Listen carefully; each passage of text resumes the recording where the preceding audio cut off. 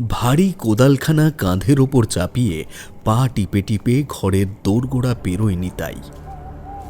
সাবধানে আশেপাশে একবার তাকিয়ে বাড়ির পেছনের সরু আলপথটা ধরে দ্রুত পায়ে ক্ষেতের দিকে পা বাড়ায় সে। ঠিক এই সময় বাড়ির খিড়কির দরজাটা আস্তে করে খুলে যায়। শোনা যায় কোনো স্ত্রী লোকের হাতে চুড়ির রিন রিনে আওয়াজ। হ্যারিকেনের নিভে আসা আলোয় নিতাইকে লক্ষ্য করে বাড়ির বাইরে বেরিয়ে আসে নিতাইয়ের স্ত্রী মালতী। কালো চাদরটাকে নিজের শরীরের সাথে আষ্ঠে পৃষ্ঠে জড়িয়ে নিয়েছে সে। স্বামীর পথ অনুসরণ করে মালতীর দুটি ভয়ার্ত চোখ। ক্ষেতের ঠিক মাঝখানটায় কাঁধ থেকে ভারী কোদালখানা নামায় নিতাই। তার মনে পড়ে যায় আজ দুপুরের ঘটনাটা। চড়া রোদ মাথায় নিয়ে খেতে কাজ করছিল নিতাই আর তার দাদা হারাধন। গামছা দিয়ে মুখটা মুছে নিতাই বলল, হ্যাঁ রে দাদা, এই বৌদি এখনো আইলো না কেন? খুব খিদা লাগছে যে। মাটিতে একের পর এক কোদালের কোপ বসিয়ে একটু শ্বাস নেওয়ার জন্য থামে হারাধন। বুক ভরে শ্বাস নিয়ে ভাইয়ের উদ্দেশ্যে বলল সে, কি জানি হয়তো এখনই। নেনে কাজ কর, দাঁড়ায় থাকিস না, সালা কাজ শেষ কর। ভাইকে কাজের তাড়া দিয়ে ফের ভারী কোদালখানা তুলে নেয় হারাধন। কিন্তু এবারে প্রথম কোপটা মারতে যেতেই একটা জোরালো ধাতব আওয়াজ হলো কোপানো জমিটাতে। ফাঁকা আলপথটার দিকে তাকিয়ে দাঁড়িয়েছিল এতক্ষণ নিতাই। আওয়াজটা তার কানে পৌঁছতেই চমকে ওঠে সে। চেঁচিয়ে বলে, কি রে দাদা, কিসের আওয়াজ হইল? কিছু আছে নাকি ওইখানে? দাদা, এই দাদা। কোপানো জমিটার ওপর মূর্তির মতো দাঁড়িয়েছিল হারাধন। ভাইয়ের চেঁচামেচিতে সম্বিত ফেরে যেন তার। তড়িঘড়ি কোদাল খুরপিগুলো নিয়ে সে ব্যস্ত হয়ে পড়ে। সব জিনিস গুছিয়ে নিতে নিতে সে বলল, ওই যতই বেলা বাড়ি যাই, তোর বৌদি আইতে পারতেছে না, ছেলেটা ঝামেলা করছে হয়তো। এখন বাড়ি না যাইলে গরম ভাত জুটবে না। বাড়ি এখন। হারাধনের মুখ দেখে নিতাইয়ের বুঝতে কোনো অসুবিধা হলো না যে তার দাদা তার কাছ থেকে কিছু একটা ব্যাপার লুকিয়ে যাচ্ছে। আর ঠিক তখনই নিতাই সাজিয়ে নিল একটা ছক, যে ছক অনুযায়ী সে আজ এত রাতে এসে পৌঁছেছে তাদের দুই ভাইয়ের বসত ভিটার পিছনে, এই সবজি ক্ষেতটায়। আশেপাশে একবার চোখ বুলিয়ে কোদাল হাতে তৈরি হচ্ছে সে। বুঝছি। ওই আওয়াজ কান শুন নাই, খুব বুঝছি। ওই আওয়াজ তো এমনি এমনি হয় নাই। ওই আওয়াজ মাটির ভিতরে লুকানো কোনো কলসিরই হইবে। মোর মন তো কয় কোনো মোহরে ভরা কলসি হইবে। কথাটা ভেবেই লোভে চকচক করে ওঠে নিতাইয়ের চোখ দুটো। ক্ষিপ্রভাবে কোদালটা দুই হাতে শক্ত করে ধরে জমিতে বিরাট একটা কোপ মারল সে। তারপর আবার একটা, তারপর আবার কোপের পর কোপ মারতে মারতে একসময় ক্লান্ত হয়ে পড়ল নিতাই। কোদালখানা হাত থেকে পড়ে গেল তার। আর জমির যেখানে কোদালটা গিয়ে পড়ল ঠিক সেখান থেকেই নিতাই ফের শুনতে পেল আওয়াজটা। উত্তেজনায় ক্ষেপে গেল যেন নিতাই। বন্য পশুর মতো দুই হাত দিয়ে মাটি খুঁড়তে লাগলো সে। চকচকে পেতলের কলসিটা তার হাতে ঠেকল সাথে সাথেই। নিতাই দেখল কলসির মুখটা শক্ত করে বাঁধা একটা মোটা লাল রঙের কাপড়ে। এক টানে কাপড়টাকে ছিঁড়ে ফেলে ছুঁড়ে দিল সে ক্ষেতের অন্য প্রান্তে। খোলা কলসিটার দিকে তাকিয়ে পাগলাটে গলায় হেসে উঠল নিতাই। হ্যাঁ,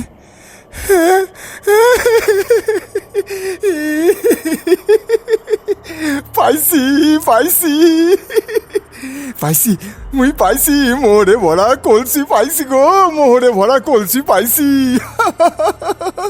বাপরে রে বাপরে বাপ, পাইছি পাইছি পাইছি।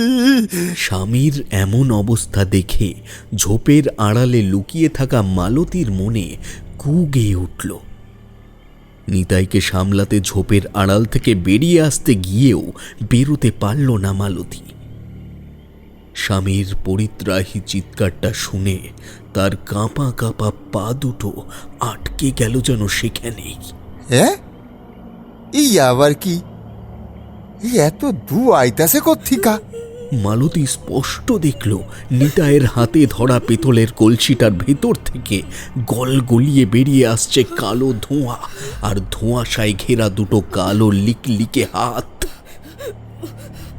হাত দুটোর ছুঁচলো কালো নখ চেপে বসে যাচ্ছে তার স্বামীর দুই কাঁধে। নিতাই এক ঝটকায় কলসিটাকে সরিয়ে দিল নিজের কাছের থেকে। আঁতকে উঠে দাঁড়ায় সে এবার।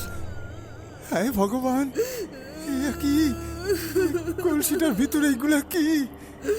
ভগবান, না না, বাঁচতে হইলে পালাইতে হইবে, এক্ষুনি পেছন ফিরে পালাতে যেতেই নিতাই হুমড়ি খেয়ে পড়ে গেল জমির ওপর। পায়ের দিকে তাকাতেই নিতাই আর্তনাদ করে উঠল এবার। নিতাইয়ের পা দুটো জড়িয়ে যাচ্ছে, একটা না দুটো না, কুয়াশার কালো হাতের থাবায়। পেতলের কলসিটার ভেতর থেকে আসছে একটা অদ্ভুত গোঙানির আওয়াজ। টাইনা নিতাছে আমায়।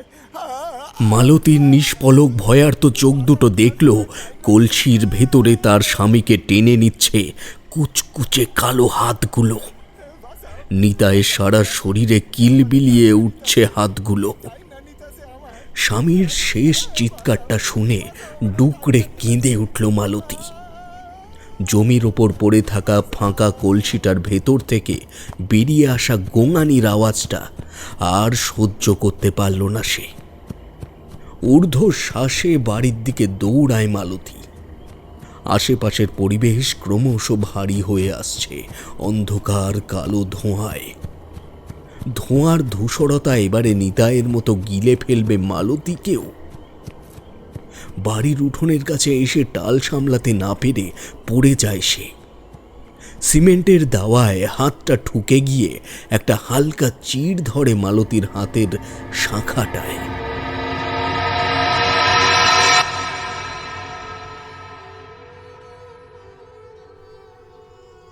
কথায় আছে মাঘের শীতে বাঘে কাঁপে। এমনই এক মাঘের কনকনে আবহাওয়ায় শীতুরে হাওয়ায় কাঁপতে কাঁপতে চলেছি মঠ লেনের দিকে। কিশোরীর কুনুইতে গুঁতো দিয়ে বললাম, কি হে কিশোরী, মনে করে নিয়েছ তো? সে আর বলতে ভায়া, নইলে উনি ওনার উদ্ভট গল্পগুলো আমাদের বলবেন কেন? এই তোমার জন্যই না উনি চটে যান মাঝে মাঝে আমাদের উপর। তোমাকে নিয়ে আর পারলাম না। হ্যাঁ কিশোরী। দুই বন্ধুতে কথা কাটাকাটি করতে করতে এসে পৌঁছালাম তারানাথের বাড়িতে। কড়া নাড়তেই দরজা খুলল চারি। ঘরের ভেতরে পা রাখতেই সে বলল, আমার জন্যে বইটা নিয়ে এসেছেন তো কাকাবাবু? আজ আবার ভুলে যাননি তো? কাঁধের ঝোলার থেকে বের করে আনলাম শ্রদ্ধেয় লেখক শ্রী বিভূতিভূষণ বন্দ্যোপাধ্যায়ের লেখা চাঁদের পাহাড়। বইটা পড়তে চেয়েছিল চারি। হাতে বইটা নিয়ে হাসি মুখে বাড়ির ভেতরে চলে যায় সে। বসার ঘরের চৌকিটায় বসে তারানাথ এক মনে কোষ্ঠী বিচার করছিলেন, যেমনটা উনি প্রায় সময়ই করে থাকেন। তবে আজ হলুদ কাগজের ওপর তারানাথের হাতের লেখা যেন খুব সাবলীল ছন্দে এগিয়ে চলেছে। আমাদের দেখে মুখ তুলে তাকালেন তিনি। সোনালি ফ্রেমের চশমাটায় তারানাথকে মানিয়েছে বেশ। তিনি হেসে বললেন, গতবার ডাক্তারবাবুর কাছে নিয়ে গিয়ে চশমাটা বানিয়ে এনে তোমরা দুটিতে বড় উপকার করেছো বাপু, বড় উপকার করেছো। না, এই উপকার কোনো অর্থের উপকার নয়। আসলে এই বয়সে তারানাথের পক্ষে বারবার ডাক্তার বদ্যির কাছে ছোটোছুটি করাটা খুব কষ্টকর ব্যাপার। তাই ওনার যাতায়াতের জন্য আমি আর কিশোরী দুজনে মিলে মোটর গাড়ির ব্যবস্থা করে দিয়েছিলাম। আর এই সামান্য কাজটাকেই তারানাথ বিরাট উপকার বলছেন। আমি বিনম্র সুরে বললাম তাকে, আরে বাবা রে, ছি ছি ছি, এভাবে বলছেন কেন আপনি ঠাকুরমশাই? আমি আর কিশোরী কি শুধুমাত্র সময় কাটাতে এতগুলো বছর ধরে আপনার বাড়িতে আসি? আমরা এখানে বরাবর আসি কেননা আপনি আমাদের দুজনকেই খুব স্নেহ করেন বলে। আমি আসি কিছু আষাঢ়ে গল্প শুনতে। কথার মাঝখানে টিপ্পনি কাটার স্বভাবটা বোধহয় কিশোরীর জন্মগত। ওর ফিচেল হাসিটার দিকে তাকিয়ে কিছু বলতে যাব, এমন সময় বড় একটা ট্রে হাতে বসার ঘরে ঢুকলো চারি। নিন, তাড়াতাড়ি খেয়ে নিন। আজ ঠিক সময়েই এসেছেন, বেশিক্ষণ হয়নি বানিয়েছি। খেয়ে দেখে বলুন তো কেমন হয়েছে। ছোট্ট টেবিলটার উপর তাকিয়ে দেখি সে একখানা কাণ্ডই করেছে বটে চারি। নোলেন গুড়ের সুগন্ধে ভরে উঠেছে ঘরটা। অল্প ধোঁয়া ওঠা পায়েসের বাটিখানা হাতে নিয়েই কিশোরী বললে, তাই ভাবি কিসের যেন একটা মিষ্টি গন্ধ পাচ্ছিলুম ঘরে ঢোকার সময়। তাহলে এই ব্যাপার, হ্যাঁ? চামচে ভরে পায়েসের স্বাদ নিচ্ছি এমন সময় একটা অপরিচিত গলা কানে এলো। আই না না, একদম পারবি না, পারবি না, আমার সাথে পারবি না। তোর এত বড় সাহস! লড়বি, লড়বি তুই আমার সাথে? কিশোরীর সাথে চোখাচোখি হতেই দুজনে আসন ছেড়ে উঠে দাঁড়ালুম। আমাদের দুজনেরই মনে হয়েছিল তারানাথের বাড়ির সামনে বোধহয় কোনো ঝগড়াঝাটি লেগেছে, কিন্তু সদর দরজার বাইরে বেরিয়ে দেখি বাড়ির দাওয়ায় বসে আছে একটা লোক। উস্কো খুস্কো দাড়ি গোফের জঙ্গলে ঢেকে আছে লোকটা সারা মুখ। একটা কঞ্চি হাতে নিয়ে বসে রয়েছে সে, আর থেকে থেকেই খ্যানখ্যানে গলায় চিৎকার করে উঠছে লোকটা। হাতের পাতলা কঞ্চিখানা দিয়ে হাওয়ায় কোনো অদৃশ্য বস্তুকে সপাং সপাং করে মেরেও চলেছে সে। ও কিছু করবে না বাপু, ও রোজ আসে, এসে বসে থাকে দাওয়ায়। চারি একবার এদিকে আয় তো মা।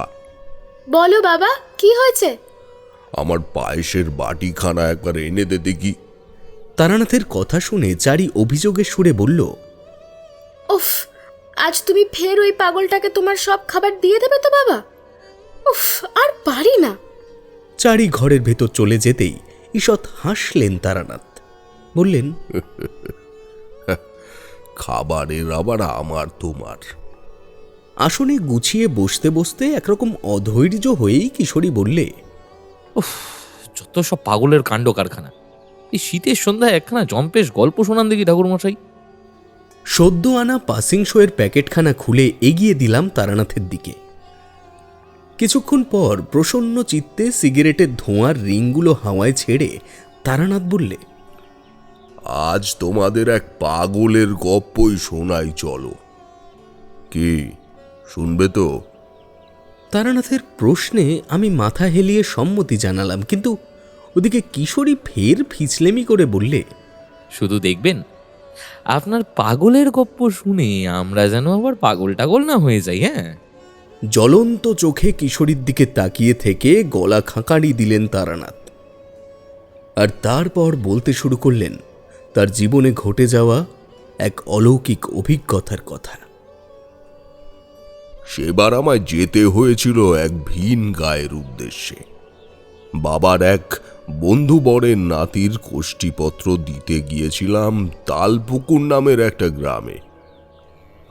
সকাল থেকেই মেঘলা ছিল আকাশের রং, তাই আমি ভুলে গেলেও দুপুরে খাওয়া দাওয়ার পর বেরোবার সময় আমার পিসিমা ছাতাখানা আমার হাতে ধরিয়ে দিয়েছিলেন।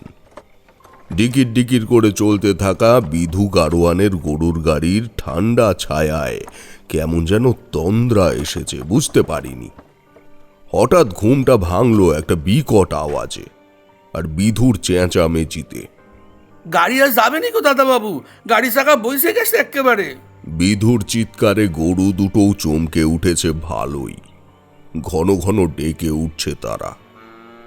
ছাউনির থেকে বেরিয়ে মাটিতে পা রাখতেই বেশ বুঝলাম এদিকটায় এক পশলা বৃষ্টি হয়ে গেছে এতক্ষণে।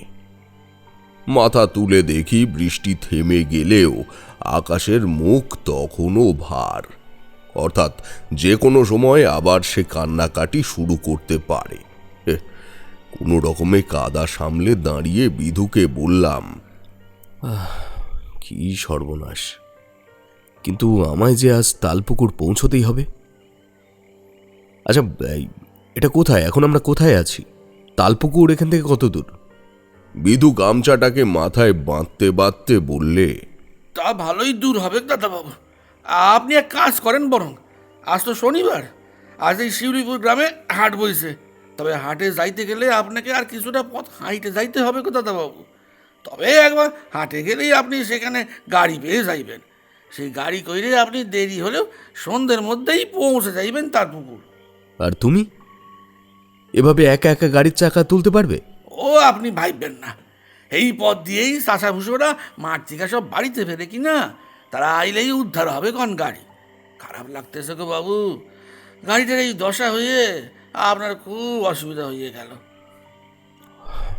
সে ঠিক আছে, কি আর করা যাবে বলো। আমি এখন হাটের উদ্দেশ্যে রওনা দিই, নইলে ওদিকে অনেক রাত হয়ে যাবে।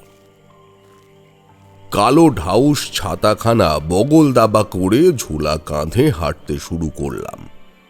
যেখানে সেখানে বড় বড় ফাটল আর কাদা জমে গ্রামের রাস্তায় হাল একেবারে বেহাল।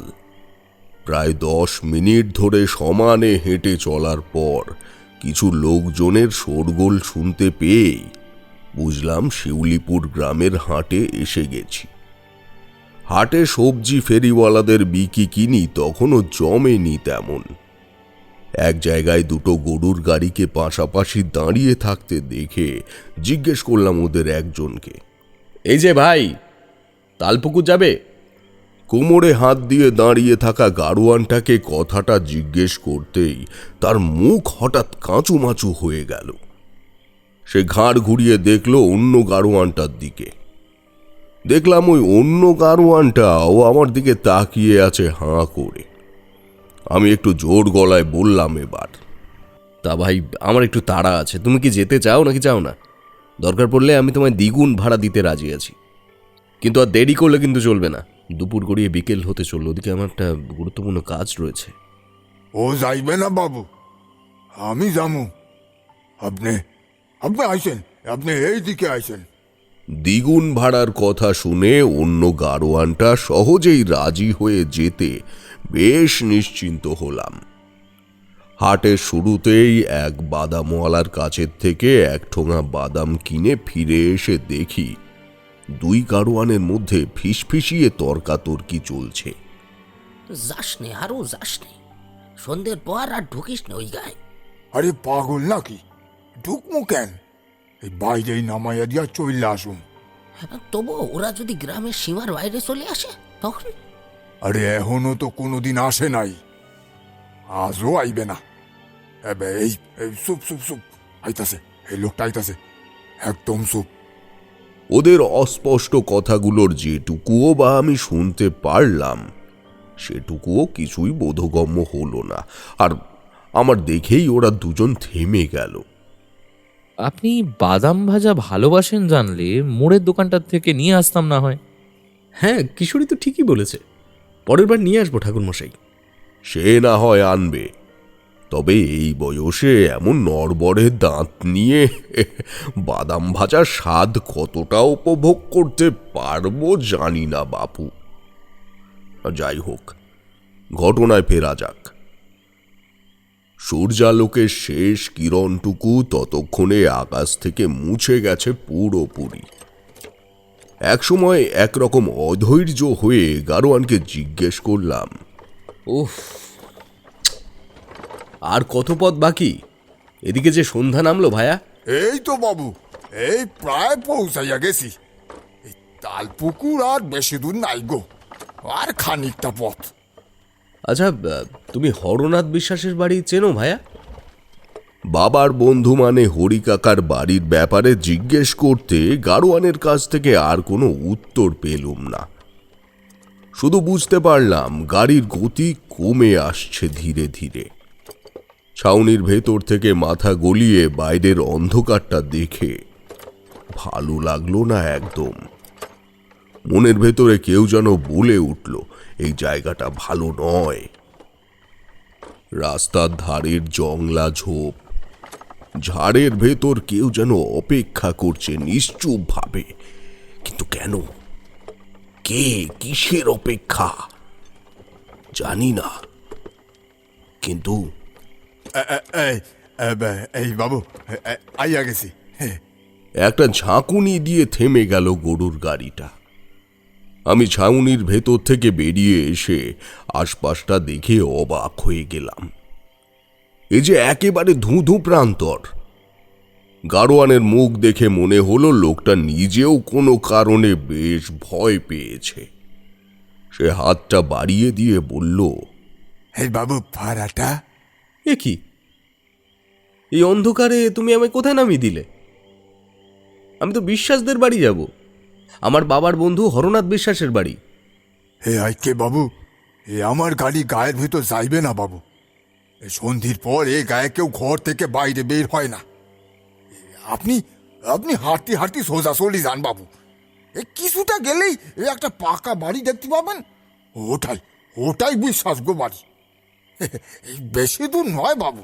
কথা না বাড়িয়ে ভাড়া মিটিয়ে দিলাম আমি। জল কাদা ভরা রাস্তাটায় চলতে গিয়ে অসুবিধা হচ্ছে ভালোই। একবার পিছলে পড়লে পরনের ধবধবে সাদা ধুতি পাঞ্জাবির চরম দুর্দশা হবে।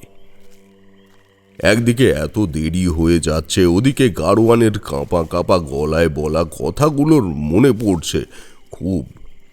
হঠাৎ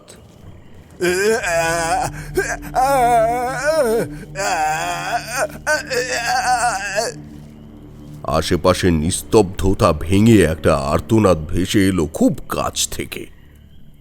গলাটা আমার চেনা। এ হলো গিয়ে সেই গাড়োয়ান লোকটার গলা।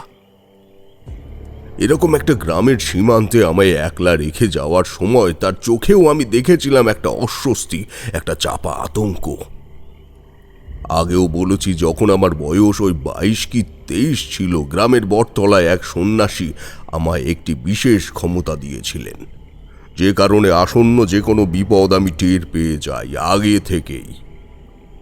মাধব ঘোষের বাড়ি ও বেতালের গল্প মনে আছে নিশ্চয়ই তোমাদের? হ্যাঁ, মানে ইনিই তো সেই সন্ন্যাসী যিনি বলেছিলেন আপনার কপালে তন্ত্র সাধনার চিহ্ন আছে, তাই তো ঠাকুরমশাই?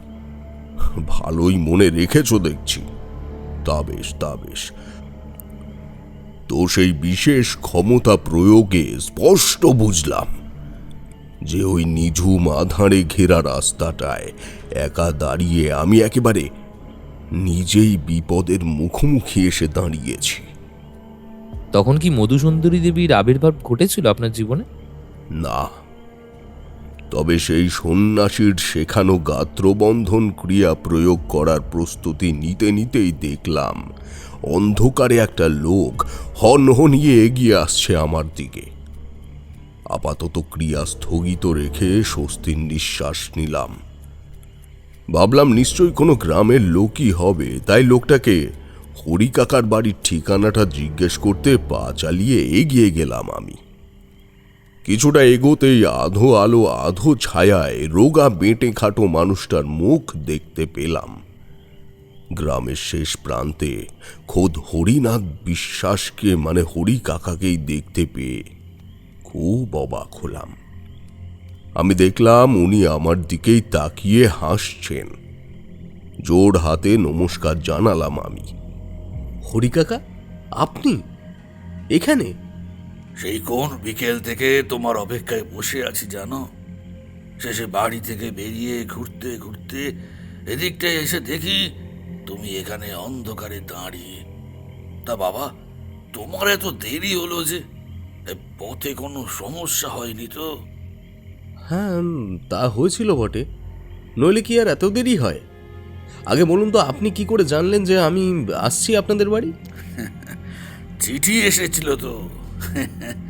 চিঠিখানা পেলাম যে আজ সকালে। হরিকাকার এই কথাটা শুনেই আমি যেন একটা ধাক্কা খেলাম। কেননা বাবা আমার আসার কথা জানিয়ে কোনো চিঠি হরিকাকাকে পাঠাননি। কেননা বাবা এরকম কোনো চিঠি পাঠালে অন্তত একবার হলেও বাবা আমাকে সে কথা বলতেন। আর তাছাড়া হরিকাকার হাব ভাব কেমন যেন স্বাভাবিক মনে হচ্ছে না আমার। ওনার গলার ঘর ঘরে আওয়াজটা কেমন যেন খুব কানে লাগছে। হাসিটাও কেমন যেন অতিরিক্ত, আর চোখ দুটো জলজল করছে অন্ধকারে। গাড়োয়ানের কথা মতো সন্ধ্যের পর ওই গ্রামে কেউ ঘরের বাইরে বেরোয় না, তাহলে হরিকাকা বেরিয়েছেন কেন? তবে কি গাড়োয়ান ভুল বলল? হরিকাকার পাশাপাশি চলতে চলতে এত সব ভেবে আমি খানিক প্যাঁচ কষে একটা প্রশ্ন করলাম হরিকাকাকে। তা কাকা, বাড়িতে সব ভালো তো? নাতির লেখাপড়া কেমন চলছে? এই প্রশ্নটা আবার পেঁচালো হলো কি করে ঠাকুরমশাই? শোনো না চুপচাপ ভাইয়া, সবসময় গল্পের মাঝখানে কথা বলাটা একটা স্বভাব হয়ে গেছে তোমার কিশোরী। আরে আমি আবার কি মানে? না, এবার একটু থামতেই হবে। গলা শুকিয়ে কাঠ হয়ে গেছে একেবারে। এই চারিমা, একটু চা দিয়ে যা দেখি এই ঘরে। কথাটা বলে তারানাথকে খানিকক্ষণ চোখ বুজে বসে থাকতে দেখলাম। ওদিকে এই সুযোগে গরম চা জুটে যাওয়ায় খুশিতে কিশোরী থেকে থেকেই আমার দিকে তাকিয়ে মিটিমিটি হাসছে। কিছুক্ষণ পর চারি চা এনে দিতেই তারানাথ ভারী আয়েশ করে চায়ে চুমুক দিলে। তারপরে ফের সোজা হয়ে বসে তাকালেন আমাদের দিকে। কাপ প্লেটের টুংটাং আওয়াজের মধ্যে ফের গম গম করে উঠল ওনার গলা। আমি প্রশ্নটা করতেই বেশ বুঝলাম হরিকাকা এবারে বেশ একটু থতমত হয়েছেন। কেমন আমতা আমতা করে অস্পষ্টভাবে উত্তর দিলেন তিনি। হ্যাঁ, সব ভালো, তবে নাতির লেখাপড়ায় সেরকম মন নেই বাবা। তুমি বরং কোনো একটা ক্রিয়া করে দিও, যাতে নাতিটার একটু লেখাপড়ায় মতি গতি হয়। কেমন? মতিগতি হবেই বা কি করে? আপনার নাতির বয়স তো মাত্র 2.5 বছর। তার যে এখনো বিদ্যার জন্য সঠিক বয়সই হয়নি। দাঁড়ান মশাই, দাঁড়ান। আমি জানি আপনি আমার বাবার বন্ধু হরনাথ বিশ্বাস নন।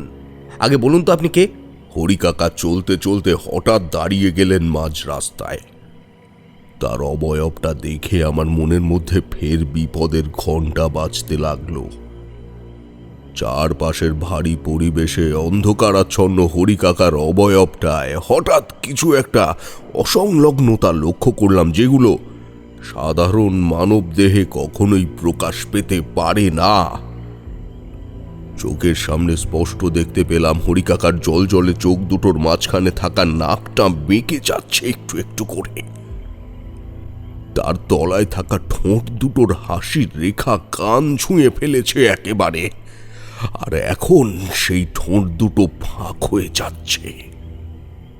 গজিয়ে উঠছে ধারালো ছুরির ফলার মতো রাশি রাশি দাঁত। আশ্চর্য হয়ে দেখলাম হরিকাকা। না না, হরিকাকা নয়তো। বলা ভালো, ভয়ঙ্কর সেই মূর্তির গোটা অবয়বটাই দৈর্ঘ্য প্রস্থে এখন সমানভাবে বেড়ে চলেছে আমায় ঘিরে, আর যেটা সম্ভব হচ্ছে আমার গাত্রবন্ধন না থাকার ফলে। মূর্তিটা এবার বিশ্রী কর্কশভাবে ডেকে উঠল। সেই ডাকে রয়েছে অসহায় শিকারকে সম্পূর্ণ আয়ত্তে আনার পৈশাচিক আনন্দ। আর আমি যেন দাঁড়িয়ে আছি বশীভূত হয়ে সেই পিশাচের করাল গ্রাসের অপেক্ষায়। করাতের মতো দাঁতগুলো আমার মাথা ছোঁয়ার আগেই আচমকা মনে হলো কেউ যেন এক হ্যাঁচকা টানে আমার অবশ হয়ে আসা শরীরটাকে মাটি থেকে উপড়ে ফেলল।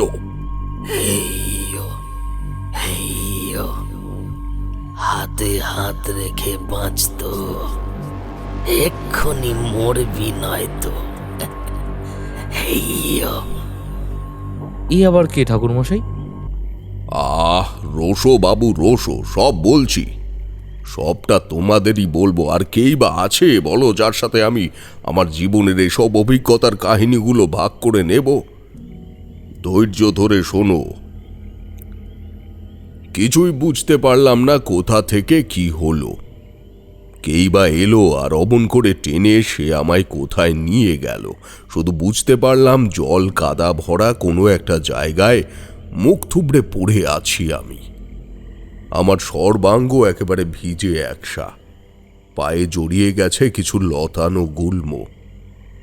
খুব কষ্টে মাথাটা তুলে দেখলাম বাঁ হাতের কনুই থেকে রক্ত ঝরে পড়ছে অনবরত।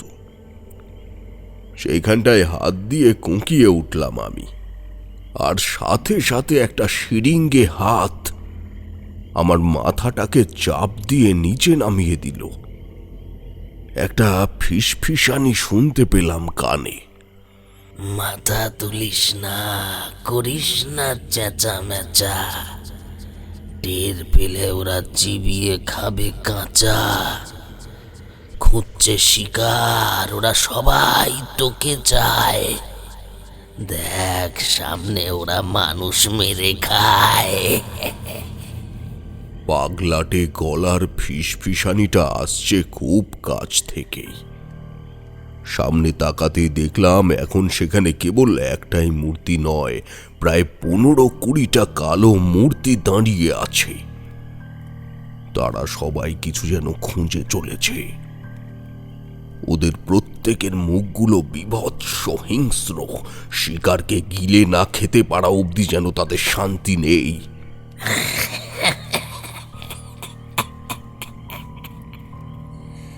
ড্যাব ড্যাব করে তাকাচ্ছিস যে? কিরে, সুন্দর দেখতে না?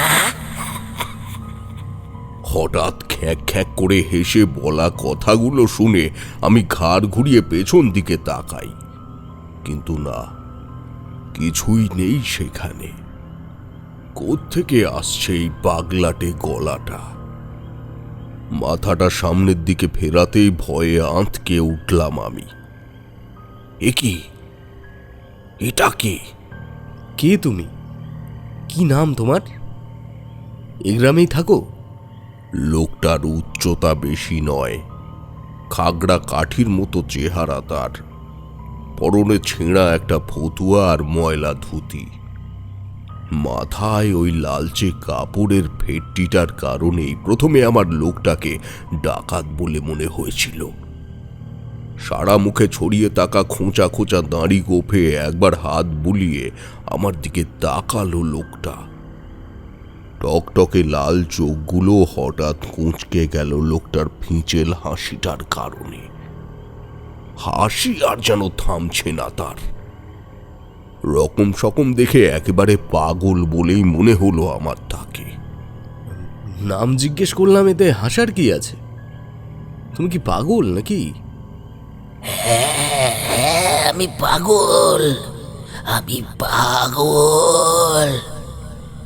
যেদিন আসি এখানে হয় খুব শোরগোল। আমার বাড়ি গ্রামের বাইরে, এই জঙ্গল। গ্রামের লোকে তাই ডাকে জগা পাগল। জগা পাগলকে দেখে প্রথমে ভয় পেলেও বুঝলাম এ মানুষ ভালো। সামনে ঘুরে বেড়ানো বিভীষিকাগুলোর সম্বন্ধে জিজ্ঞেস করাতে ও বলল, পরশু রাতে ফেটেছিল বিশ্বাসদের ক্ষেত। কলসি থেকে বেরিয়েছিল এরা সব প্রেত। বিশ্বাসদের ক্ষেত মানে হরনাথ বিশ্বাসের কথা বলছো? সন্ধ্যার পর কেউ বেরোলে পরে প্রাণ নিয়ে আর আসে না ফিরে। বেরিয়েছিল হরনাথের ছোট ছেলে সে রাতে। কোদাল দিয়ে শুরু করে মাটি খুঁড়তে।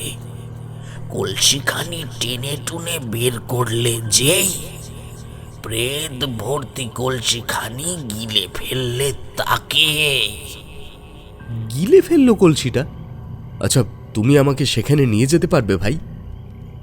আরে আমি যে হরিকাকার সাথে দেখা করতে এসেছি এই গ্রামে, ওনার বড় নাতির কোষ্ঠীপত্র নিয়ে। ছোট শিশুটির যে ঘোর বিপদ ঘনিয়ে এসেছে। ওই প্রেতেরা রূপ পাল্টে চেনা মানুষ হয়ে মায়ায় বেঁধে তোমাকে সঙ্গে নিয়ে যাবে। রাতের বেলা তাই বেরিও না কো মোটে, বিপদ হবে তোমার, যিনি রেখো বটে। হরিকাকার বড় নাতি গোপালের কোষ্ঠী বিচার করতে গিয়ে বুঝতে পারি যে একটি অশুভ যোগের কারণে শিশুটির আকস্মিক প্রাণনাশের সম্ভাবনা রয়েছে।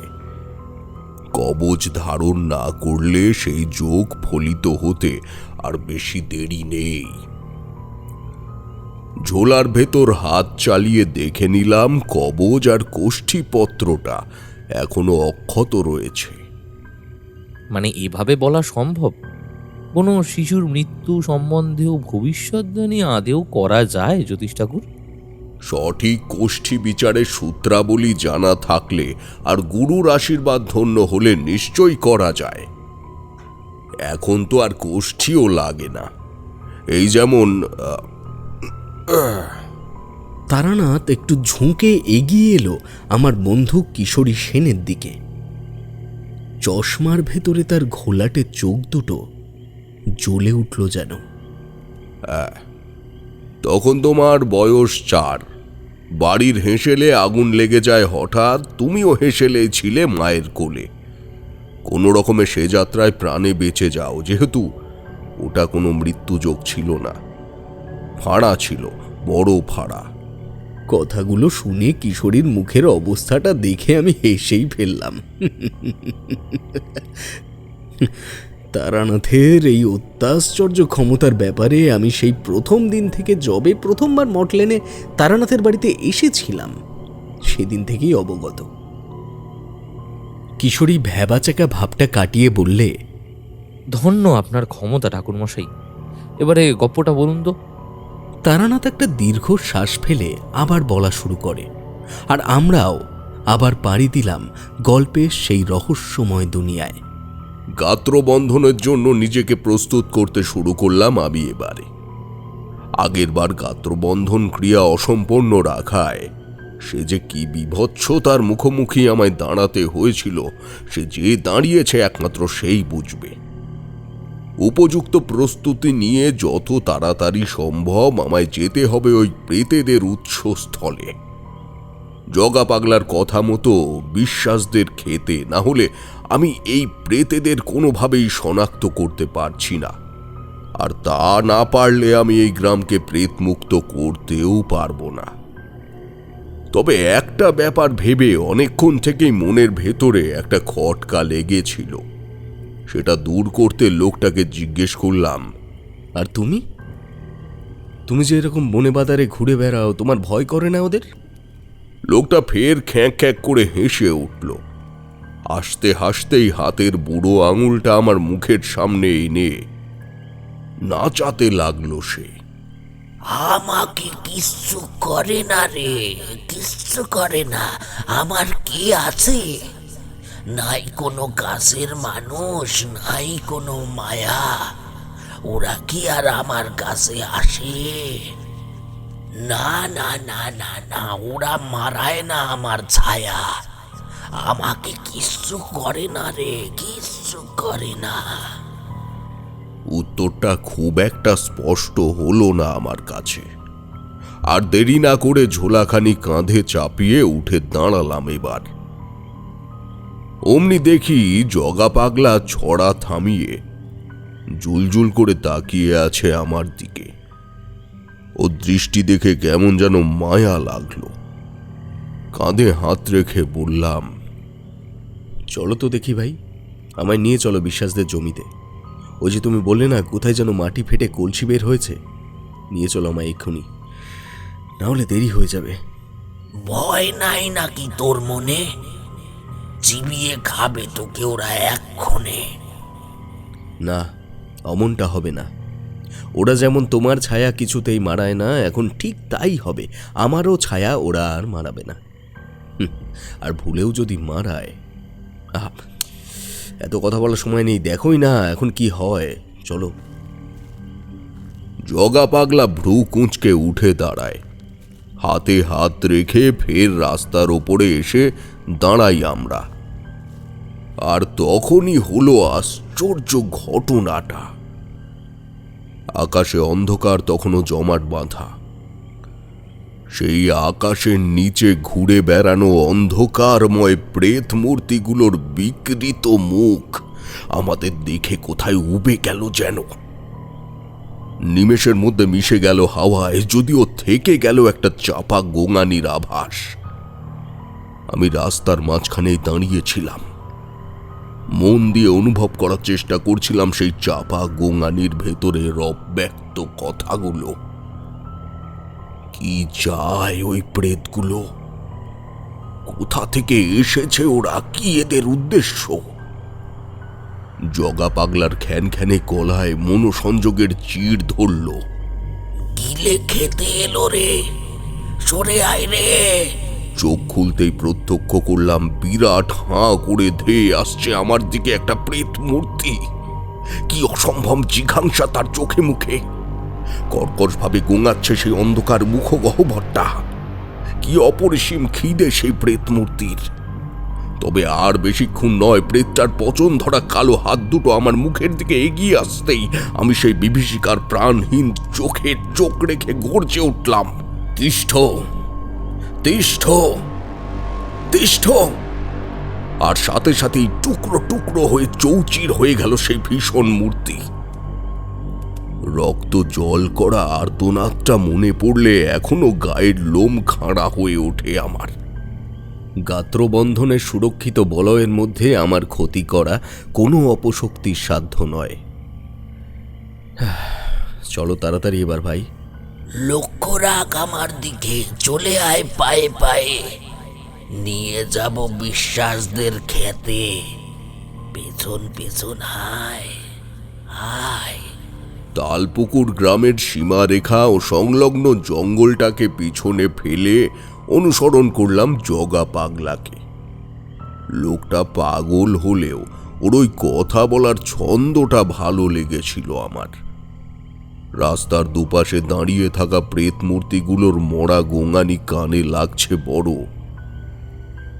আর থেকে থেকেই করাতের মতো দাঁতগুলোকে ঘষে ঘষে বিচ্ছিরি সব শব্দ উৎপন্ন করছে ওরা। শিকার সামনে থাকা সত্ত্বেও নিজেদের অভীষ্ট সাধন না হওয়ার বৃথা আস্ফালন করছে তারা। আমার মনে যে প্রশ্নটা আগেও ছিল, সেই প্রশ্নটা এখন আরো একবার প্রকট হলো যখন আমি দেখলাম জগা পাগলা আমার চারপাশে থাকা গাত্রবন্ধনের বলয়ের বাইরে থেকেও এত সহজে ওই মারক প্রেতেদের মাঝখান দিয়ে উদাসীনভাবে চলেছে কেমন করে।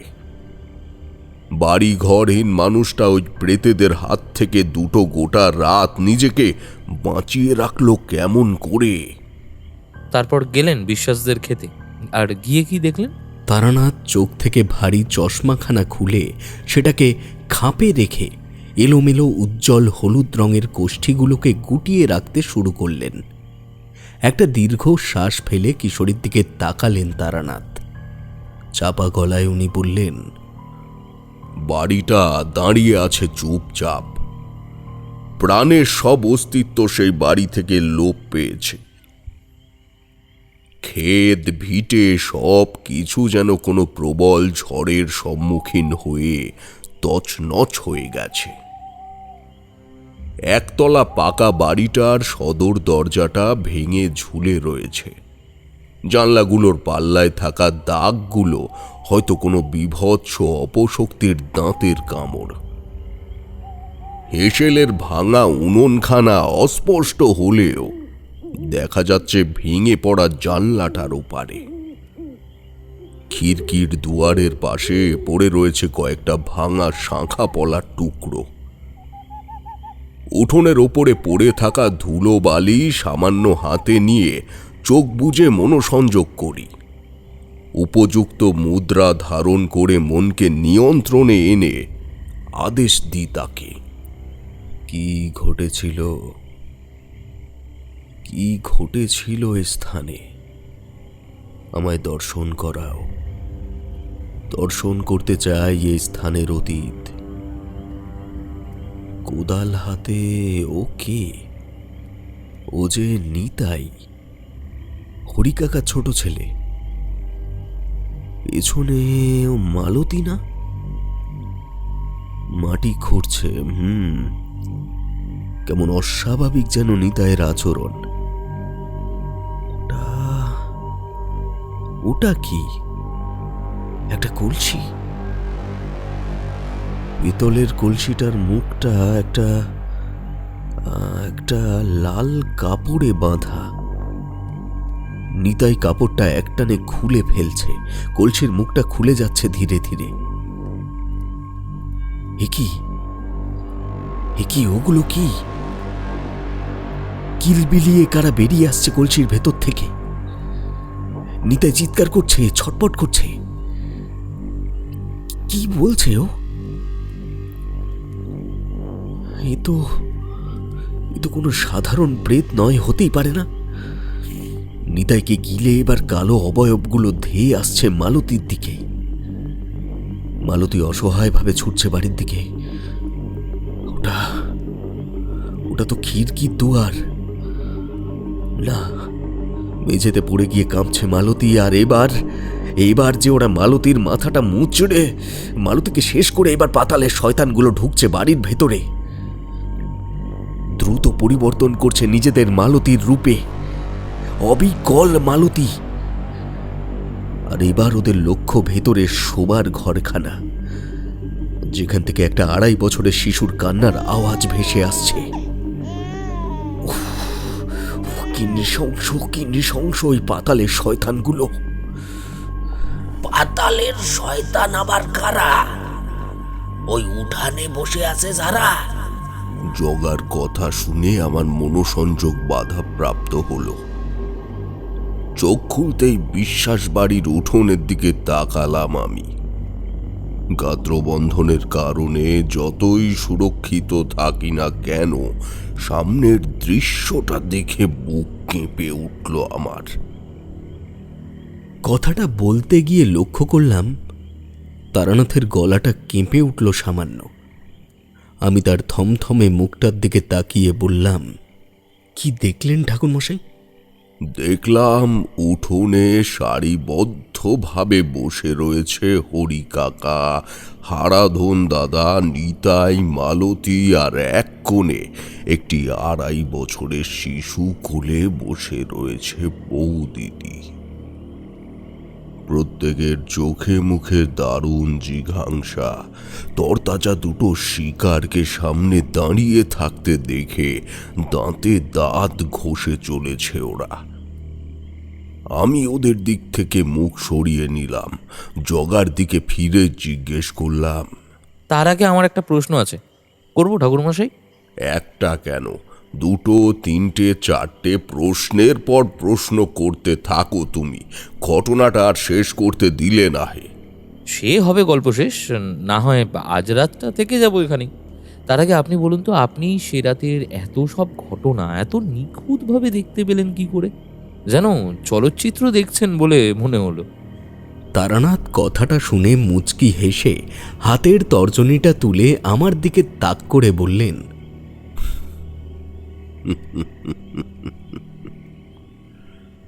ওই তোমার বন্ধু জানে বিষয়টা। প্রথমবার বিভূতি এখানে একা এসেছিল, এমনি গল্প করতে আমার সাথে। কথায় কথায় বলেছিলাম ওকে ব্যাপারটা। সেটা হলো চন্দ্রদর্শন। সে আবার কি? এ হলো গিয়ে এক বিশেষ ক্ষমতা, যার প্রয়োগে ভূত, ভবিষ্যৎ, বর্তমান একেবারে ওই যে কি যে বলে না, ওই যে হ্যাঁ, চলচ্চিত্রের মতো চোখের সামনে ভাসে। তবে এর জন্যে শান্ত মন এবং কঠোর অভ্যাসের খুব দরকার। তোমায় পরে সবটা বলবো কিশোরী, এখন গল্পটা শোনা যাক। ঠিক আছে তাহলে ঠাকুরমশাই, আমার আর কোনো প্রশ্ন নেই। এবারে বলুন, কি জিজ্ঞেস করলেন ওই জগা পাগলাকে? ততক্ষণে চারিদিকের আধার কিছুটা পাতলা হয়ে এসেছে। সরু আলপথ বেয়ে জগা পাগলার আমি চলেছি ক্ষেতের দিকে। এটাই বিশ্বাসদের ক্ষেত, হরিকাকার বড় শখের সবজির ক্ষেত। বয়স হয়ে যাওয়ায় এই ক্ষেতে সমস্ত কাজ ভাগ করে নিয়েছিল তারা 2 ছেলে। বাঁকুড়ায় আমাদের দেশের বাড়িতে প্রায়ই যাতায়াত ছিল হরিকাকার। সঙ্গে নিয়ে আসতেন রকমারি সবজি। যে সময় যেই শাক সবজি হয় তাই ঝুড়ি ভরে আনতেন আর নামিয়ে রাখতেন হেঁসেলের বাইরে। মা ঠাকুমার উদ্দেশ্যে বুড়ো হেসে হেসে বলতেন, একরে কচি পালঙের শীষা নিশি গো মা, ভালো করে রাইন্দে ছেলে পিলেরে খাইও কেমন। গতবারে বাড়িতে এসে যখন বাবার কাছে জানতে পারলেন আমার জ্যোতিষ চর্চার ব্যাপারে, তখন ওনার বড় নাতির মানে হারাধন দাদার ছেলের কোষ্ঠী বিচারের কাজটা উনি আমায় দিয়েছিলেন। আহ ঈশ্বর, যার কোষ্ঠীপত্রটা রয়েছে আমার ঝোলার ভেতর, সেই ছোট শিশুটার মৃত্যুযোগের নির্মম ভাড়া কাটাতেই এসেছিলাম আমি আজ এই গ্রামে। হরিকাকার পুরো পরিবারের এমন পরিণতি দেখে মন দুর্বল হয়ে আসছিল ক্রমশ। তবুও চোয়াল শক্ত রেখে বুকে বল নিয়ে জগাকে জিজ্ঞেস করলুম, সেই অভিশপ্ত কলসিটা কোথায়? জগা পাগলা একদিকে দাঁড়িয়ে নিজের উস্কো খুস্কো চুলওয়ালা মাথাটা চুল করছিল। আমার কথা শুনে হনহনিয়ে হাঁটা মারলে সে বিশ্বাস বাড়ির পেছনের সরু আলপথটা বেয়ে ক্ষেতের মাটির প্রশস্ত ফাটলটার ভেতর সামান্য বেঁকে পড়ে রয়েছে একটা কলসি। মাঝারি আকারের পেতলের কলসিটাকে ধরতে গিয়েও ধরলাম না আমি। এতে গাত্রবন্ধনের প্রভাব কেটে যাওয়ার সম্ভাবনা প্রবল, আর তার প্রয়োজনও নেই, কেননা সেটার মুখ থেকে বেরিয়ে আসা কালো ধোঁয়ার কটু গন্ধটা প্রমাণ করে দেয় যে আমি একটুও ভুল করিনি। ওই পাতালের শয়তানগুলোর আসল পরিচিতি শনাক্ত করতে। এরা পাতালের অতলে থাকা অভিশাপ, ঘোর অমানিসা বহন করে। অন্তহীন খিদে নিয়ে ঘুরে বেড়ানো এই প্রেতেদের দলকে বলা হয় পাতাল নিশি। ভয়াবহ এদের হিংস্রতা, বুঝলে? পরিচিত ব্যক্তির রূপ ধারণ করে নিজেদের কুটিল মায়াজালে বেঁধে ফেলে শিকার ধরে এই চতুর প্রেতের দল। তবে এদের সমস্ত জারিজুরি শুধুমাত্র সূর্যাস্তের পর আর সূর্যোদয়ের আগে পর্যন্ত বিরাজ করে। কলসির ভেতর থেকে বেরিয়ে আসা বিশ্রী ধোঁয়াশার উৎস পাতাল রাজ্যের 7টি স্তরের একদম প্রথম স্তরে, যার নাম অতল। সেই অতল স্তর থেকে আগত এই পাতাল নিশীদের নিয়ন্ত্রণ করত একমাত্র সেই কলসের মুখে বেঁধে রাখা কাপড়ের বাঁধনটা। চন্দ্রদর্শনের মাধ্যমে আমি সেটা দেখেছি। কাপড়টা খোলা মাত্রই নিতাইকে ক্ষেতের বাইরে ছুঁড়ে ফেলে দিতে, আর পরক্ষণেই কলসিটার ভেতর থেকে বেরিয়ে এসেছিল পাতাল নিশীদের দল। অর্থাৎ ওই লালচে কাপড়টাই পাতাল নিশীদের হাত থেকে রক্ষা পাওয়ার একমাত্র কবচ। এর অর্থ পাতাল নিশীদের দমন করার একমাত্র উপায় ওই লাল কাপড়টাকে খুঁজে বের করা, আর কবচের শক্তি প্রয়োগ করে পাতাল নিশীদের আবার তাদের জায়গায় ফিরিয়ে দেওয়া। আর কাপড়টাকে আবার শক্ত করে কলসির মুখে বেঁধে দিয়ে কলসিটাকে মাটির অনেক গভীরে পুঁতে দিয়ে পাতাল নিশীদের ফিরে আসার পথ চিরকালের মতো বন্ধ করা। তুমি ঠিকই বলেছ বিভূতি। বুদ্ধির সাথে তন্ত্রের প্রয়োগ তুমি অবশ্যই করতে পারবে, এ আমার স্থির বিশ্বাস। সে না হয় হলো ঠাকুরমশাই, কিন্তু আমার মনে যে আবারও একটা প্রশ্ন এসেছে। এত বছর কলসিটা তাহলে কোথায় ছিল? যে জমিতে সারা বছর নানান চাষাবাদ হয়, সে জমির তলায় ওই কলসিটা এতদিন কোথায় ছিল? হঠাৎ আজ ওই কলসিটা কোথা থেকে এলো? তোমার প্রশ্ন এটাই তো, কিশোরী? হ্যাঁ, কিন্তু আপনি মানে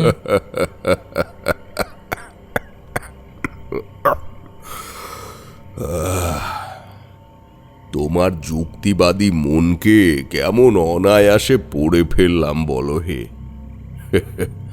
শোনো, আমার যতদূর মনে হয় এই পাতাল নিশীদেরকে কোনো এক শক্তিশালী তান্ত্রিক অনেক বছর আগে এই কলসির ভেতরে বন্ধ করেছিল।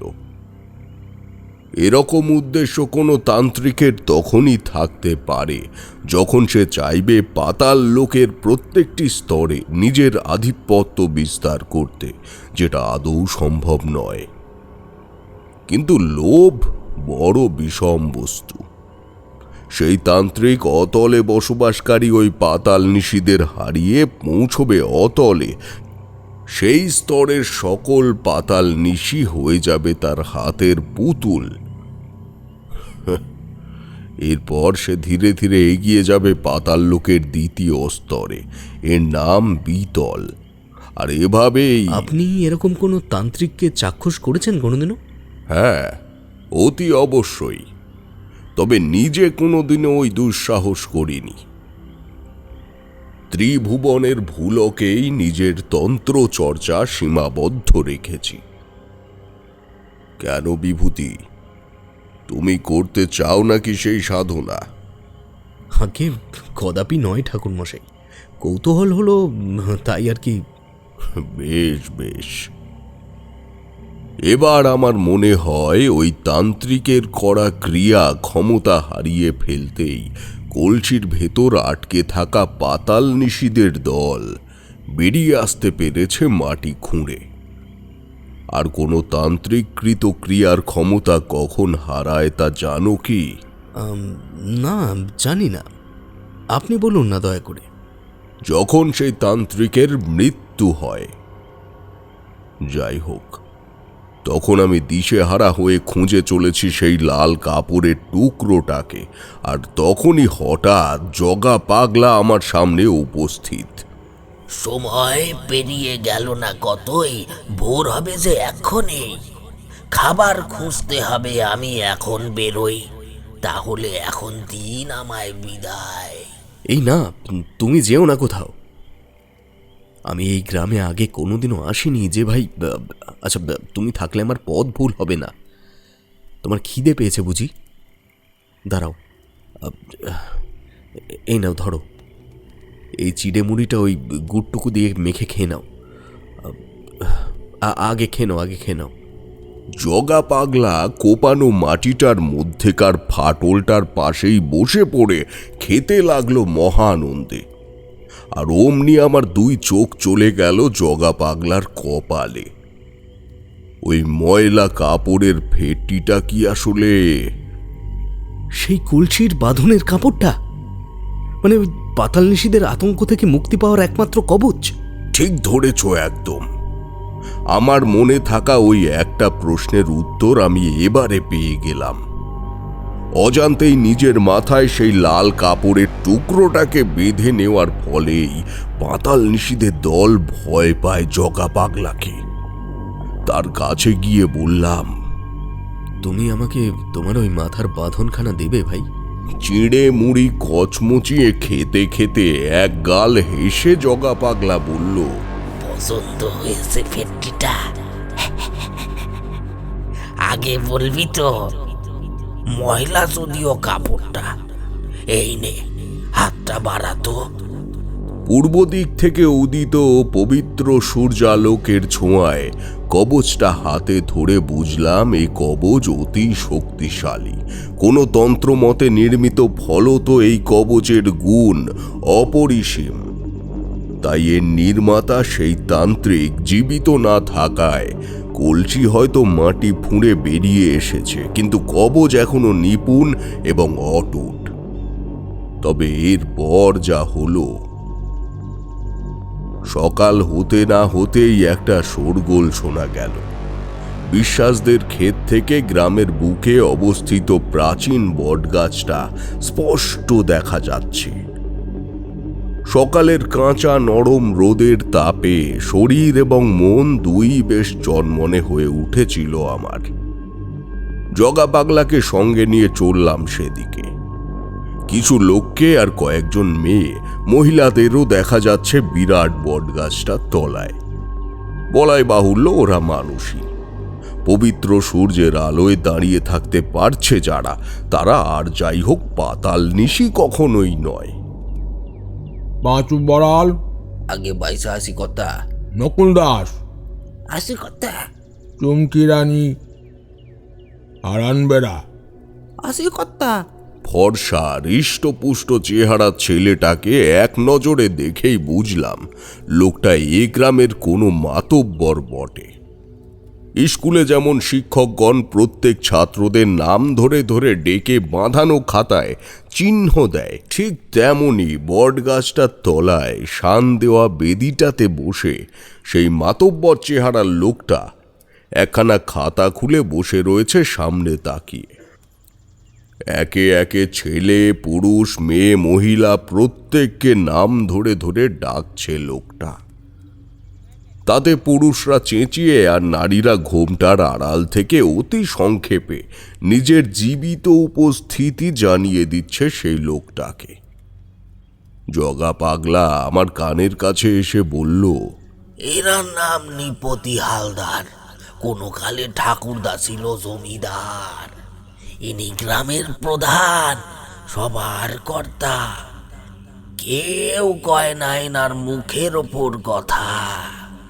বুঝলাম, গ্রাম প্রধান নৃপতি হালদার এইভাবেই কয়েকজনের নাম ধরে ডাকার পর হাতের খাতাটা বন্ধ করে দিয়ে গলা খাঁকারি দিয়ে বলে উঠল,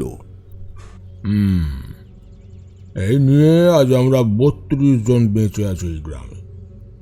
বিশ্বাসদের সাথে যা হলো, না জানি কবে এই মানুষকে কোদের ভয় কাটিয়ে আবার আমরা সুস্থ স্বাভাবিক জীবন কাটাতে পারবো। আগে খুব শীঘ্রই। তবে ওই সংখ্যাটা বোধহয় 33 হবে, এই যে এই মানুষটাকে নিয়ে, তাই নয় কি? জগা পাগলার কাঁধে হাত রেখে বলি আমার কথাগুলো। সেগুলো শুনে নৃপতিবাবু প্রথমে খানিক অবাক হলেন। লক্ষ্য করলাম তার দৃষ্টি আমার বেশভূষার ওপর। যতদূর মনে পড়ে, সারা রাত কাদা জলে ভরা জঙ্গলে কাটানোর ফলে সেই সময় আমার আর জগা পাগলার জামা কাপড়ে খুব একটা তফাৎ ছিল না। তবে ওই যে ঘাড়ের এক পাশ দিয়ে পৈতের বন্ধনীটা, সেটা চোখ এড়ায়নি নৃপতিবাবুর। আপনি কে বামন ঠাকুর? তালপুকুর গ্রামে এই অমঙ্গলজনক সময়ে কি উদ্দেশ্যে? অতি সংক্ষেপে আমার তালপুকুর গ্রামে আসার উদ্দেশ্য জানালাম বটতলায় দাঁড়িয়ে থাকা সকলকে। সাথে সাথে গ্রামের সকল ভয়ার্ত গ্রামবাসীদের আশ্বস্ত করতে এও বললাম, হয়তো পরমেশ্বর আমাকে আপনাদের এই অমঙ্গলের গ্রাস থেকে মুক্তি লাভের জন্যই পাঠিয়েছেন। তবে সেই পথ বড়ই কঠিন। নৃপতি হালদার আমাকে কিছু একটা বলতেই যাচ্ছিল, এমন সময় একটা ছেলে কোত্থেকে দৌড়ে এলো বটতলায়। হাঁপাতে হাঁপাতে কোনো রকমে সে বলল, কর্তা কর্তা কর্তা কর্তা, ওই ওই ওই দিকে এখন গরুর গাড়ি উল্টে পড়ে আছে কর্তা। তার মধ্যে বড় বড় মানুষের হাত দি মাটিতে মাটিতে একবারে লুটে বুটি খাইতেছে কর্তা। হ্যাঁ, আর গরুগুলা জঙ্গলের ভিতরে মনে হয় পালাইছে। একটা একটা খুলি এই সাউনের ভেতরে ছিল, রক্ত দিয়ে একেবারে বাপরে বাপ, বাপরে বাপ। কথা কথা এই নিশ্চয়ই নিশ্চয়ই ওই অগৈ কাজ হয়। হয় মরা পাতাল নিশিদেরই কাজ এটা, আর কারণ নয়। বড় ভয়ঙ্কর সত্তা এরা, বড়ই চতুর। খুব কাছের মানুষদের রূপ ধরে মায়ায় বাঁধে শিকারকে, আর তারপর আজ্ঞে বামন ঠাকুর, এই প্রেতের ত্রাস থেকে মুক্তি লাভের উপায় কি? এভাবে চলতে থাকলে যে পুরো গ্রাম উজাড় হয়ে যাবে। দয়া করুন বামন ঠাকুর, দয়া করুন, বাঁচান এই তালপুকুর গ্রামকে, আপনি বাঁচান। গ্রাম প্রধান নৃপতিবাবুর এবং সাথে সাথে বাকি গ্রামবাসীদের গলাতেও ফুটে ওঠে আকুতি। আকুতি এক করাল অভিশাপ থেকে মুক্তি লাভের আশায়। বটতলার শান দেওয়া বেদির ওপর সেই লাল কাপড়ের টুকরোটাকে রেখে মনে মনে গুরুদেবকে স্মরণ করে সকলের উদ্দেশ্যে বললাম, সূর্যোদয় থেকে সূর্যাস্ত অবধি এই পাতাল নিশিরা আশ্রয় নেয় পাতালের অতল অন্ধকারে, এবং সন্ধ্যা নামলেই তারা আবার প্রবেশ করে ভূলোকে। যেই যাতায়াতের মাধ্যম হল বিশ্বাসদের ক্ষেতের মাটির ফাটলের ভেতরে থাকা সেই পেতলের কলসিখানা। এই যে এই কাপড়ের টুকরোখানি, এটি কোনো সাধারণ কাপড়ের টুকরো নয়। এই কাপড় দিয়েই এতদিন বাঁধা ছিল ওই কলসিটার অভিশপ্ত মুখ। এই কাপড়ের টুকরো আসলে পাতাল নিশীদের থেকে বাঁচার এক মোক্ষম কবচ। আর আজ পুনরায় সেই কলসির মুখ বেঁধে ফেলতে হবে এই কবচটায়। গোধূলির আলো মলিন হয়ে আসলে, সন্ধ্যা নামতেই যখন কলসির ভেতর থেকে পাতাল নিশীদের প্রথম থাবা অন্ধকারের শিকার ধরতে প্রথম বেরোবে, ঠিক সেই সময় এই কবচটা শক্ত করে বেঁধে ফেলতে হবে ওই কলসির মুখে। চিরকালের জন্য বন্ধ হয়ে যাবে পাতালের অতল গভীরে থেকে আসা পাতাল নিশীদের যাতায়াতের সমস্ত পথ। তবে তবে কি বামন ঠাকুর? এই কাজ তালপুকুর গ্রামের কোনো বাসিন্দাকেই যে করতে হবে নৃপতিবাবু। কথাটা শোনা মাত্র একটা চাপা ভয়ের গুঞ্জন ভেসে ওঠে গ্রামবাসীদের মধ্যে। স্পষ্ট লক্ষ্য করলাম প্রধান নৃপতিবাবুর আড়ষ্ট পা দুটো খানিক পিছিয়ে গেল যেন। দমচাপা পরিবেশটায় শুনতে পেলাম সেই গলাটা, বেঁধে দেব কবচখানা কলসির মুখে, থাকবে সুখে গায়ের মানুষ। আমি মরলে যাসগে আমার ভুলে, কাঁদবি না কেউ করে নয়ন হাপুস। আর বাঁচলে পরে দিস খেতি, শুধু এক টুকরো দিল খুশ। জগা পাগলা সত্যি পাগলই ছিল, নয়তো অমন অবলীলায় এরকম একটা ঝুঁকিপূর্ণ কাজে রাজি হয়ে যাওয়াটা মোটেই সহজ কথা নয়। যাই হোক, নৃপতিবাবুর শতেক অনুরোধে গিয়ে উঠলাম তার বাড়িতে। তবে ওই এক শর্তে, জগা পাগলাকে আমার সঙ্গেই থাকতে দিতে হবে। উনি অবশ্য কোনো আপত্তি করলেন না, মেনে নিলেন সহজেই। ওনার বাড়িতে পৌঁছে স্নানের পর স্বল্প আহারাদি সপাক করে গ্রহণ করলাম। জগাও প্রসাদ পেল বটে। তখন আমার বয়স অতি অল্প, সিদ্ধি লাভের আশা তখনও পূরণ হয়নি। তাই বাঁকুড়ায় আমার গ্রামে সেই যে এক সন্ন্যাসী আমায় গাত্রবন্ধন ক্রিয়া শিখিয়েছিল, তার ওপরেই অগাধ ভরসা করে মনস্থির করে উপস্থিত হলাম আমরা দুজনে সেই বিশ্বাসদের খেতে, বিশাল মাটির ফাটলটার সামনে। দেখলাম শুধু আমরাই নই, কিছু গ্রামবাসীও ক্ষেতের এদিক ওদিক দাঁড়িয়ে আছে। তাদের চোখে মুখে খেলে বেড়াচ্ছে আতঙ্ক আর কৌতূহলের এক অদ্ভুত মিশেল।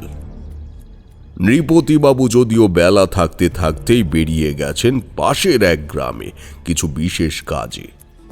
লালচে কাপড়ের টুকরোটা জগা পাগলার হাতে দিয়ে বললুম, দেখো ভাই, খুব সাবধান, কলসির ভেতরে চোখ রেখো ভাই। পাতাল নিশি নিজের মরণ থাবা বের করলেই একেবারে বেঁধে দিও কবচটা, ভয় পেও না যেন, নইলে ওই থাবার গ্রাস তোমাকেও নিয়ে যাবে টেনে ওই কলসির ভেতরে। কেমন?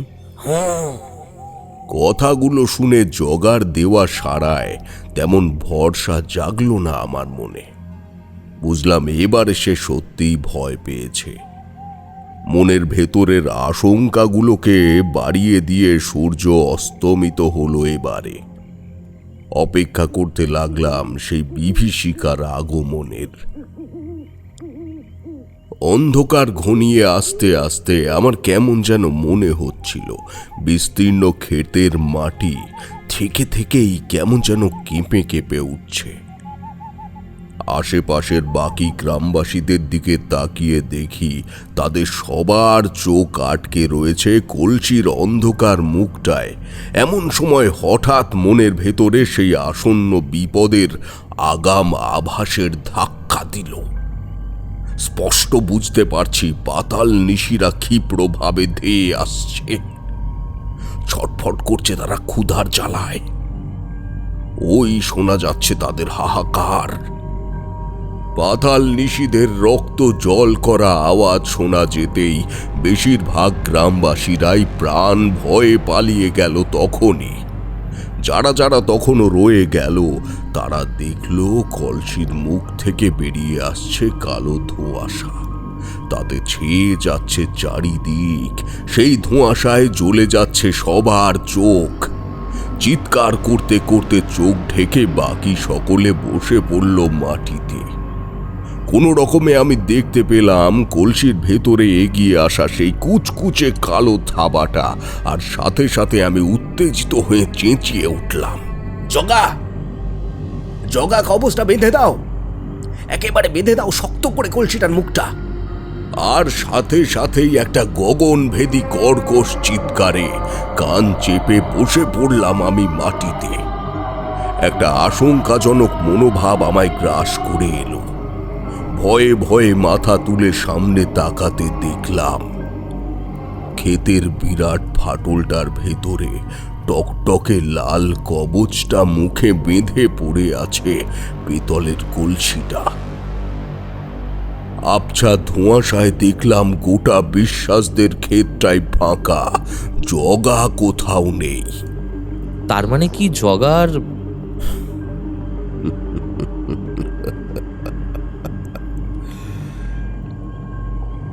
আমিও তাই ভেবেছিলাম।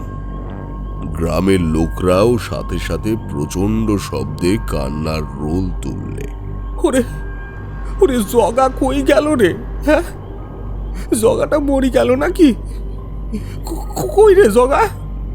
আমার মনটা ভারী হয়ে আসছিল ক্রমশ। ভাবলাম এই গ্রামেতে আর এক মুহূর্তও নয়। ক্ষেতের বাইরের দিকে পা বাড়াতেই দেখলাম দূর থেকে হনহনিয়ে ছুটে আসছে একটা লোক। কেমন অদ্ভুত তার হাঁটার ধরন। ওটা জগা না? সমস্ত গ্রামবাসী সল্লোষে চেঁচিয়ে ছুটে গেল জগাকে দেখে। আমি ওর কাছে গিয়ে জিজ্ঞেস করলাম, তুমি কোথায় গিয়েছিলে ভাই? প্রেত পালিয়েছে ভালো কথা, কাজ যে এখনো বাকি। নিয়ে এসেছি ছুঁচ সুতো, সেলাই করে বন্ধ করি ফাটা ক্ষতটা কি। জগা পাগলার কথায় আমরা সকলেই একসঙ্গে হেসে উঠলাম। অনেক কষ্টে ওকে বোঝালাম যে মাটির ফাটল কখনো ছুঁচ সুতো দিয়ে সারানো যায় না। সব ঝামেলা মিটলে ওই গ্রামেরই ময়রা হরিপদ জগাকে খুশি হয়ে পেট ভরে দিলখুশ খাওয়ালে। তাহলে বলো, ঘটনাটা শুনে তোমাদের কেমন লাগলো? আর তোমার বিশ্বাস হয়েছে আশা করি। তারানাথ শেষ প্রশ্নটা কিশোরীর উদ্দেশ্যে করে। তাতে ফিঁচেল হেসে কিশোরী বলে, দেখুন ঠাকুরমশাই, অবিশ্বাস করে লাভ নেই। আপনার এই গপ্পগুলো বিশ্বাস করতেই হবে, নইলে আপনি আর গপ্প শোনাবেন না যে। শ্রদ্ধেয় শ্রী বিভূতিভূষণ বন্দ্যোপাধ্যায় এবং তার সুযোগ্য পুত্র শ্রী তারাদাস বন্দ্যোপাধ্যায়ের চরণে বিনম্র শ্রদ্ধা জানিয়ে আপনারা শুনছিলেন আমাদের আজকের নিবেদন, একটি তারানাথ তান্ত্রিক ফ্যান ফিকশন গল্প। ডক্টর সায়নী অপর্ণার কলমে তাল পুকুরে তুলকালাম।